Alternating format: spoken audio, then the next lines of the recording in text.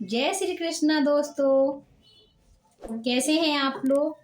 मेरे YouTube का परिवार हमेशा हंसता खेलता और मुस्कुराता रहे, ऐसी मैं माता रानी से कामना करती हूँ।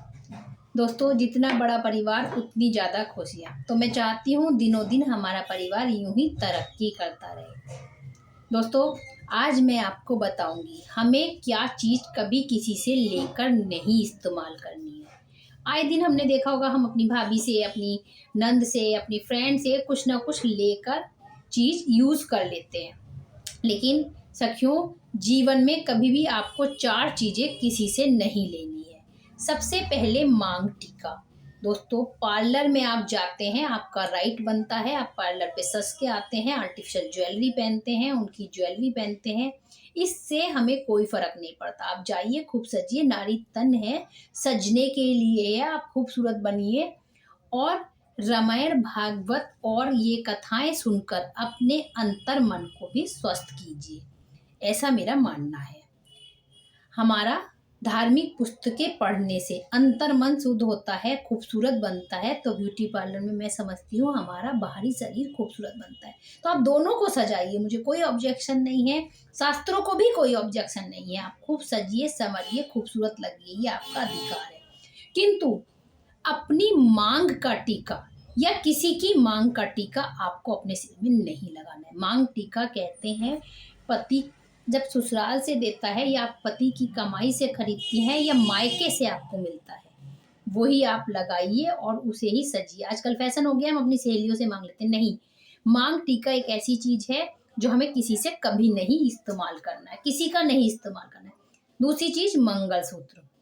दोस्तों, मंगलसूत्र हमें कभी किसी का नहीं लेना है, ना अपना किसी को देना है। ना मंगलसूत्र मांगिए, ना पहनिए, ना अपना पहनने को किसी को दीजिए। देखिए, पता नहीं किसकी कौन सी क्या घड़ी है उस मंगलसूत्र में, मैं नहीं कहूंगी, लेकिन खुदा ना खास्ते, ईश्वर ना करे, वो घड़ी, दूसरे की घड़ी अगर आप पर आ जाए तो वो घड़ी कभी भी आप अपना शुभ का मंगलसूत्र और मांग टीका ना किसी को इस्तेमाल करने को दें और ना ही किसी से ले। दोस्तों, एक चीज होती है चप्पल। आजकल मैचिंग का बहुत जमाना हो गया है, हम एक दूसरे की चप्पल पहन लेते हैं या मांग के मैचिंग की पहन लेते हैं। ये आपको भूल बिल्कुल नहीं करनी है। हमें कभी किसी की चप्पल इस्तेमाल नहीं करनी है। देखिए, कभी हम अपने मंदिर के आगे कहीं जाते हैं, कोई हमारी चप्पल चोरी कर लेता है, तो हम कहते हैं हमारे ऊपर से काल कट गया, हमारे ग्रह कट गए। तो इसका यही रीजन है, चप्पलों में पता नहीं किस चप्पल में किस घड़ी में कौन सा काल लिखा हुआ था। अगर हम वो किसी की मांग कर पहन लेते हैं तो हो सकता है वो काल हमारे ऊपर आ जाए। तो हमें वो चप्पलें कभी किसी की नहीं पहननी है। चौथी चीज है छतरी। दोस्तों, हमें किसी की छतरी भी इस्तेमाल नहीं करनी है। लोग बागों को बहुत सबसे ज्यादा आदत होती है छतरी मांगने की। अगर बारिश हो रही है, आपके पास अपनी छतरी नहीं है, तो आप अपने दोस्त के साथ उसकी छतरी शेयर कर सकते हैं। ऐसे नहीं कि आप अपनी छतरी हमें दे दीजिए, और कुछ लोग उस छतरी को लौटाते भी नहीं है। दोस्तों, अगर आपने किसी से छतरी भूलवश ले भी ली है, तो आप प्लीज उसकी छतरी जरूर उसको रिटर्न कीजिए। ऐसा अगर आप नहीं करते हैं, उसकी छतरी रख लेते हैं, तो आप एक तरह से काल को न्योता दे रहे हैं।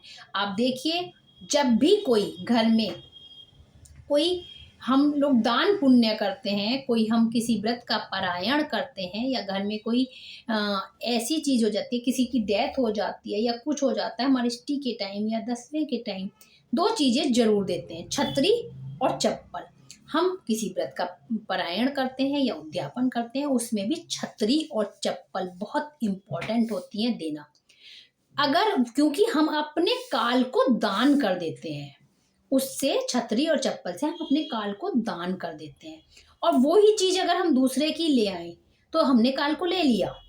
तो आपको कभी भी भूल से भी चप्पल और छतरी किसी की इस्तेमाल नहीं करनी है।